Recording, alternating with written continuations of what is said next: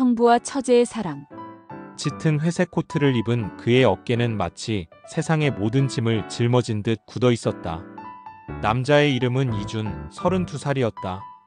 그의 눈빛은 텅 비어 있었고 그의 발걸음은 힘없이 땅을 딛고 있었다.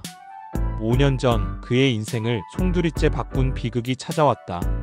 사랑하는 아내가 지독한 암 선고를 받았고 이어지는 5년간의 힘든 투병 끝에 꽃다운 30살의 나이로 세상을 떠나고 말았다. 준은 아내와의 추억이 너무나도 선명하게 남아있는 집을 떠나 이곳 한적한 곳으로 이사왔다. 잊으려고 해도 결코 잊혀지지 않는 그녀의 손길, 그녀의 숨결, 그녀의 흔적들이 그의 발목을 사정없이 붙잡았다. 매일 밤 그는 아내의 사진을 들여다보며 마치 그녀가 살아있는 듯 속삭였다. 미안해, 정말 미안해 수영아. 내가 너무 부족해서 왜 내가 이렇게 됐을까? 그의 삶은 아내의 죽음과 함께 마치 시계 태엽이 끊긴 듯 멈춰버린 듯 했다. 모든 것이 의미를 잃었고 그는 삶의 목적을 상실한 채 표류하고 있었다.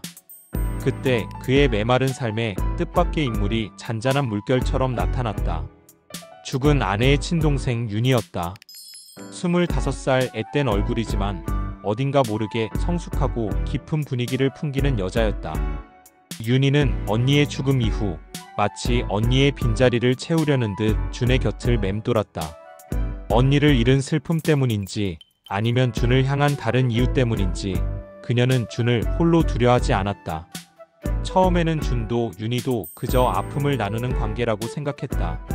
서로의 슬픔을 위로하며 조금씩 아주 조심스럽게 가까워졌다.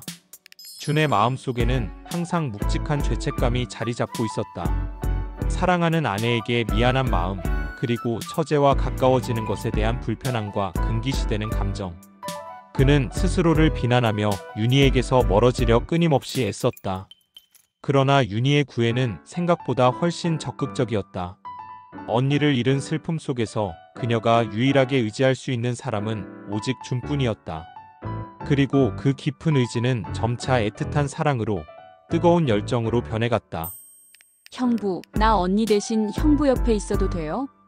언니가 없는 이 세상에서 형부 혼자 아파하는 거 나 정말 못 보겠어요. 그녀의 목소리는 너무나도 절박하고 애처로웠다. 준은 흔들렸다. 극심한 외로움과 아내에 대한 죄책감, 그리고 윤희를 향한 묘한 감정들이 뒤섞여 그의 마음을 폭풍처럼 혼란스럽게 만들었다. 텅 빈 집 식탁 위에는 따뜻한 김이 모락모락 피어나는 2개의 컵이 놓여 있었다. 한 컵에는 향긋한 카모마일 차, 다른 컵에는 달콤한 뜨거운 코코아. 윤희가 준을 위해 직접 준비한 것이었다. 준은 말없이 차를 마시고 있었다. 그의 시선은 창밖의 어둠을 향해 있었다. 윤희는 그의 옆에 조용히 앉아 그를 애틋하게 바라보고 있었다. 형부, 요즘 많이 힘들죠? 얼굴이 너무 안 좋아요. 윤희의 목소리는 나지막하고 부드러웠다. 준은 고개를 젓는다. 아니, 괜찮아. 별일 없어. 하지만 그의 목소리에는 마치 먼지처럼 흩어지는 힘이 없었다. 윤희는 조심스럽게 준의 손을 잡는다. 그녀의 따뜻한 온기가 준의 차가운 손끝으로 고스란히 전해졌다. 준은 놀라서 손을 빼려 하지만 윤희는 더 힘주어 그의 손을 감싸잡는다. 언니는 형부가 이렇게 혼자 아파하고 힘들어하는 거 결코 원치 않을 거예요. 형부는 충분히 잘했어요. 윤희의 눈에는 금세 눈물이 그렁거렸다. 준은 윤희의 눈을 피하지 못했다. 그녀의 깊은 눈동자 속에서 그는 사랑하는 아내의 희미한 그림자를 보았다. 하지만 동시에 아내와는 다른 새로운 감정의 불꽃을, 미지의 매력을 느꼈다. 준은 윤희의 손을 뿌리치지 못했다.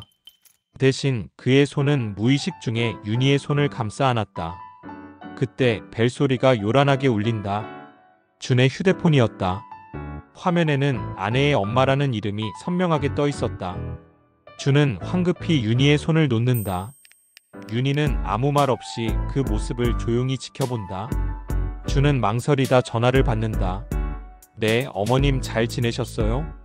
그의 목소리는 잔뜩 긴장되어 있었고 목소리 끝은 미세하게 떨렸다. 윤희는 준의 흔들리는 눈빛을 읽었다. 그녀는 조용히 자리에서 일어나 부엌으로 향한다. 물을 마시는 윤희의 뒷모습은 어딘가 모르게 쓸쓸하고 애처로워 보였다. 준은 전화를 끊고 부엌으로 돌아왔다. 어머님께서 곧 오신대. 너한테 할 얘기가 있으시다고 했어. 준의 목소리는 여전히 떨리고 있었다. 윤희는 고개를 끄덕인다. 그녀의 얼굴에는 미묘하고 복잡한 감정이 스쳐 지나갔다. 준은 윤희의 눈을 피하며 식탁에 놓인 컵을 치운다. 우리 이러면 안 되는 거야. 준은 애써 냉정하게 말하려 노력했다. 윤희는 준의 말에 멈칫한다. 무슨 말이에요, 형부? 내가 형부를 위로해주고 싶어서 그랬던 것뿐인데 그게 그렇게 큰 죄가 되나요? 그녀의 눈에는 다시 눈물이 고였다. 준은 윤희의 눈물을 보며 더욱 괴로워졌다. 그는 윤희의 어깨를 조심스럽게 잡고 그녀를 자기 쪽으로 부드럽게 돌려 세운다. 윤희야, 제발 이러지 마. 나 너무 힘들어. 이러면 안 돼. 그의 목소리는 애원하는 듯 절박했다. 윤희는 준의 품에 안겨 흐느낀다. 형부 나는요? 나는 언니 잃고 형부마저 잃으면 나는 이제 어떻게 살아가라고요? 그녀의 울음소리는 준의 마음을 더욱 사정없이 흔들었다. 준은 윤희의 등을 토닥였다. 그는 그녀를 결코 밀어낼 수 없었다. 그의 마음속에서는 사랑하는 아내에 대한 죄책감과 윤희에 대한 깊은 연민, 그리고 알 수 없는 끌림과 욕망이 뒤섞여 마치 거대한 폭풍처럼 휘몰아쳤다. 우리 그냥 지금처럼 서로 위로해주고 의지하는 관계로 지내자. 그 이상은. 준은 애써 자신의 복잡한 감정을 정리하려는 듯 말했다. 윤희는 준의 품에서 고개를 든다. 그녀의 눈빛은 복잡하고 미묘한 감정들로 가득했다. 그녀는 준의 눈을 깊이, 아주 깊이 들여다보았다. 형부, 나한테 거짓말하지 마요. 형부도 나한테 마음이 있는 거 내가 다 알아요. 내가 바보도 아니고. 윤희의 말은 준의 심장을 정확히 꿰뚫었다. 그는 아무 말도 할 수 없었다. 그의 마음은 혼란스러웠고 그의 머릿속은 복잡한 생각들로 가득 차 있었다.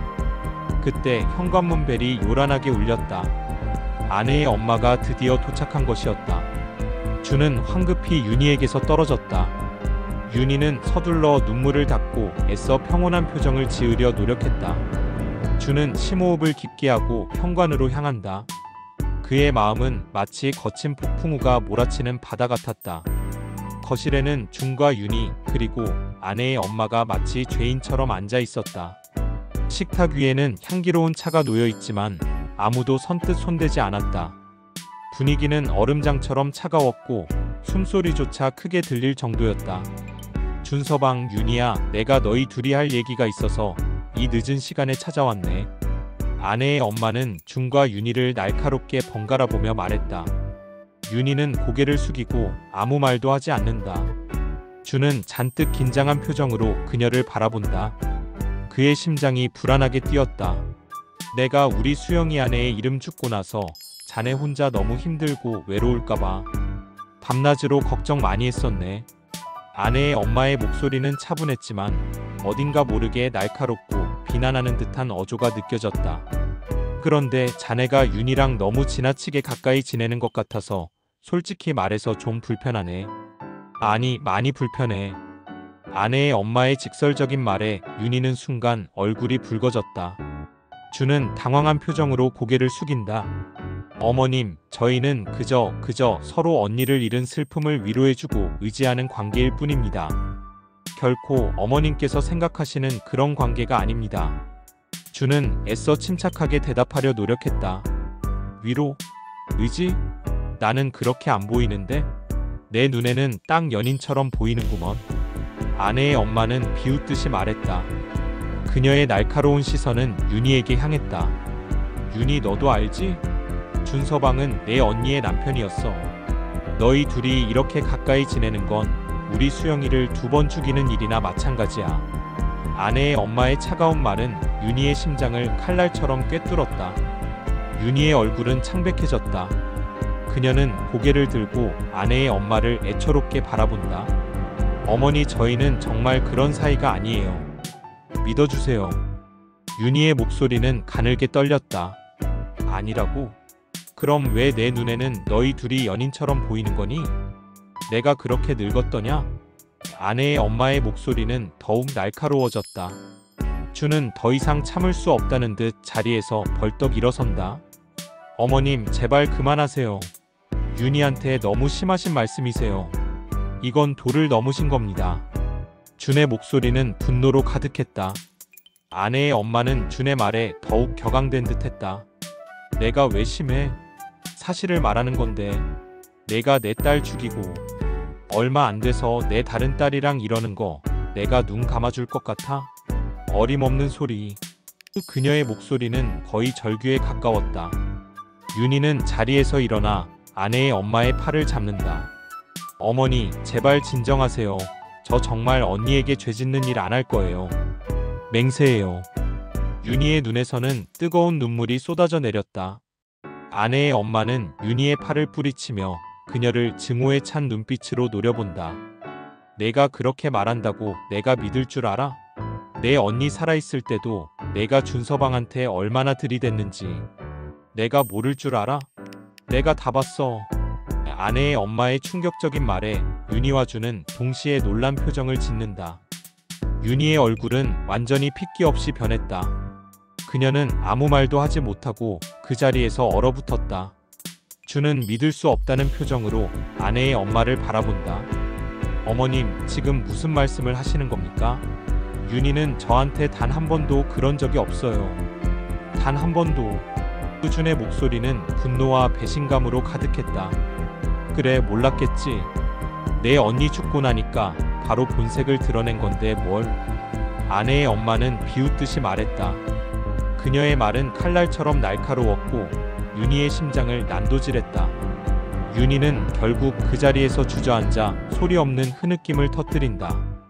준은 윤희에게 다가가 그녀를 일으켜 세우려 한다. 윤희야, 괜찮아. 어머님 말씀 신경 쓰지 마. 하지만 윤희는 준의 손을 뿌리친다. 그녀는 고개를 저으며 뺨에 흐르는 눈물을 닦는다. 어머니, 제발 제발. 윤희의 목소리는 간절했고 슬픔에 잠겨 있었다. 아내의 엄마는 냉정하게 말했다.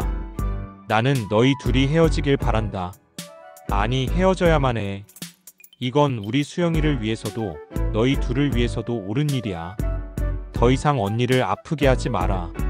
그녀의 말은 단호했고 더 이상 설득의 여지가 없어 보였다.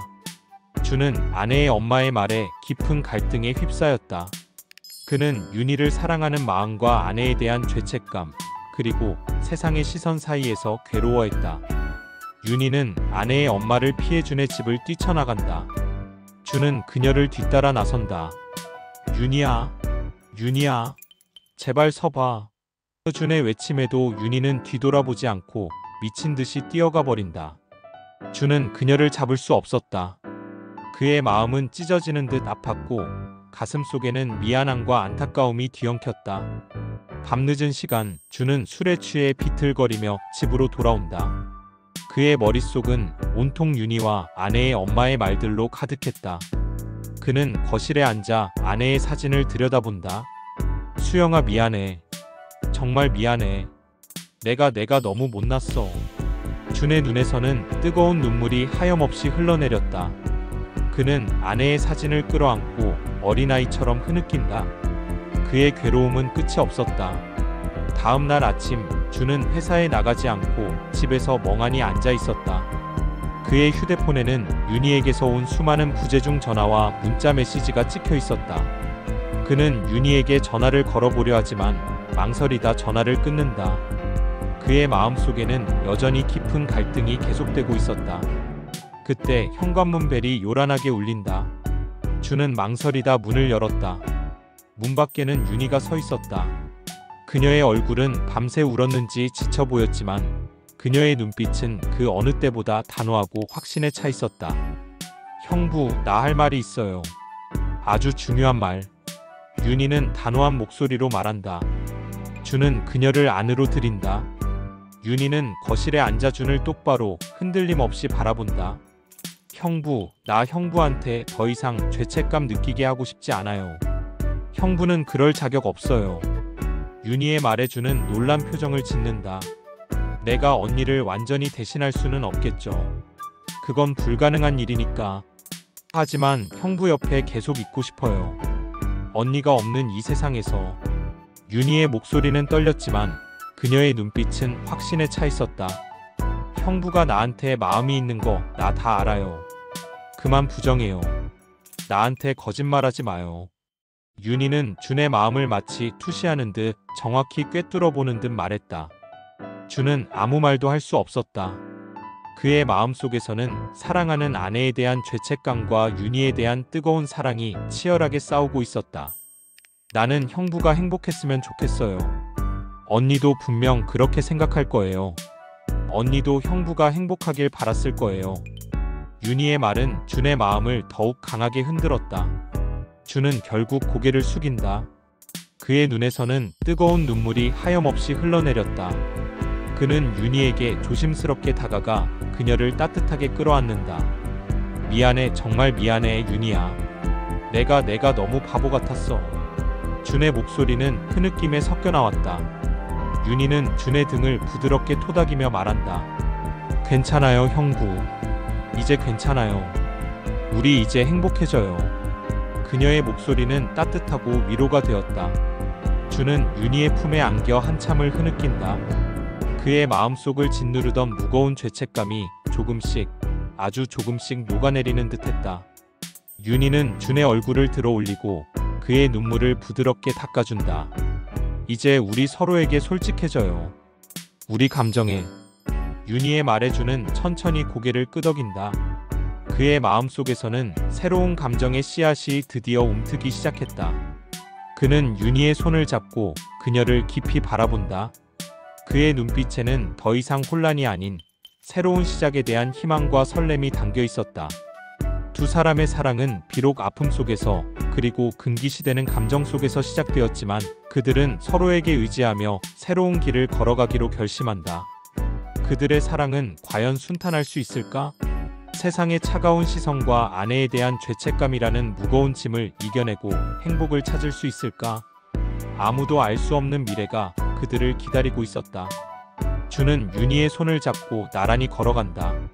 그들의 발걸음은 이전보다 훨씬 힘차고 가벼웠으며 그들의 얼굴에는 희미하지만 따뜻한 미소가 번져 있었다. 그들의 사랑은 이제 막 시작된 것이었다.